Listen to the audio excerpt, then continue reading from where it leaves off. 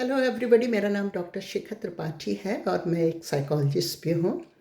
आज मैं बात करूँगी ओसीडी। ओसीडी क्या होता है?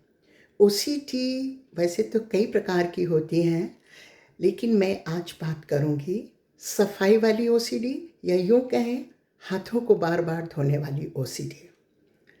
ओसीडी का फुल फॉर्म होता है ऑब्सेसिव कंपल्सिव डिसऑर्डर। ऑब्सेसिव यानी थॉट्स का मन में बार बार आना, कंपल्सिव यानी मन में जो थॉट आया है उसके अकॉर्डिंग किसी भी क्रिया को बार बार करना। अब मैं बताऊंगी कि जो सफाई वाली ओसीडी होती है उसमें पेशेंट क्या फील करता है। कुछ पेशेंट ऐसे होते हैं जिन्हें फील होता है कि मेरे हाथ गंदे हैं और बार बार जाके वो हाथों को धोते हैं। कुछ पेशेंट को फील होता है कि मेरा घर गंदा है और वो बार बार अपने घर को साफ़ करते हैं और बहुत ज़्यादा साफ़ करते हैं। कुछ लोगों को फील होता है कि मेरे शरीर में गंदगी है, मेरा शरीर गंदा है, वो घंटों घंटों बार बार जाके बाथरूम में नहाते हैं।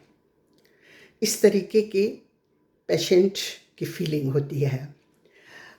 अब सवाल उठता है कि ऐसा क्यों करते हैं? ऐसा इसलिए करते हैं, मान लीजिए इनके थॉट्स आया कि मैं हाथ को धोऊं, ये थॉट्स आया तो अपने थॉट्स को वो नियंत्रित नहीं कर पाते हैं, कंट्रोल नहीं कर पाते हैं। जैसे कि आम लोग जो पेशेंट नहीं होते हैं उनके दिमाग में आया कि अरे अभी तो मैंने हाथ धोए थे, ठीक है कोई बात नहीं। लेकिन ये लोग अपने थॉट्स को कंट्रोल नहीं कर पाते हैं और वो थॉट्स के अकॉर्डिंग अपने हाथों को धोना शुरू कर देते हैं और बार बार धोते हैं। धोने के बाद जितने बार वो धोते हैं हाथ को, थोड़ा उन्हें रिलीफ होता है कि अब मेरे हाथ ठीक हैं, लेकिन थोड़ी देर के बाद वो थॉट बहुत एग्रेसिव होके फिर आता है और फिर वही प्रक्रिया शुरू करता है, वही सर्कल चलता रहता है और एंग्जाइटी बढ़ती जाती है, फियर बढ़ता जाता है और इसी तरीके से वो पेशेंट परेशान बना रहता है। अब प्रश्न उठता है कि इसका इलाज क्या है? आज मॉडर्न साइंस में इसका बहुत ही इफ़ेक्टिव इलाज है। वैसे तो कहते हैं कि ओसीडी फियर की बीमारी होती है जिसमें कि फोबिया बैठ जाता है, कहीं ना कहीं डर बैठ जाता है। इसके कई कारण हो सकते हैं, लेकिन मेन कारण बताया जाता है कि हमारे ब्रेन में सेरोटोनिन एक केमिकल होता है, वो काफ़ी हद तक निर्भर करता है वो किस लेवल पे बन रहा है। अगर वो कम बन रहा है तो ये प्रॉब्लम अक्सर देखी जाती है।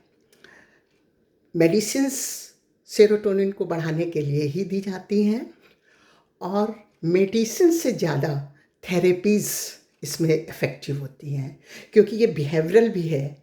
कभी कभी ओसीडी ना होते हुए भी पेशेंट की आदत बन जाती है, पैटर्न थिंकिंग बन जाता है। वे ऑफ जो थिंकिंग है, वो जो पैटर्न चलता चला आया है वो उससे नहीं निकल पाते हैं। तो थेरेपीज़ बहुत काम आती हैं। वैसे तो कई थेरेपीज़ हैं, लेकिन सीबीटी कॉग्निटिव बिहेवियरल थेरेपी, इसमें क्या होता है कि अगर पेशेंट के मन में आया है कि मुझे हाथ धोने हैं तो पेशेंट को हाथ धोने ना दिए जाने को बोला जाएगा। पेशेंट हाथ नहीं धोएगा और ऐसे ही रहेगा तो क्या होगा, उसका एंग्जाइटी लेवल या यूँ कहें फियर लेवल, स्ट्रेस लेवल तो बढ़ेगा, लेकिन कुछ टाइम के बाद 10 मिनट 15 मिनट 20 मिनट के बाद उसका जो थॉट है वो कमज़ोर पड़ता जाएगा, उसका जो वैल्यू है वो कमज़ोर पड़ती जाएगी और धीरे धीरे धीरे धीरे वो फियर कम हो जाएगा, एंग्जाइटी कम हो जाएगी और वो इस टेक्निक को जब धीरे धीरे सीख जाएगा तो फिर वो ओसीडी से लड़ना सीख जाएगा, उससे कोप करना सीख जाएगा। आपको अगर मेरा वीडियो अच्छा लगा हो तो कृपया सब्सक्राइब करें, कमेंट्स करें और शेयर करें।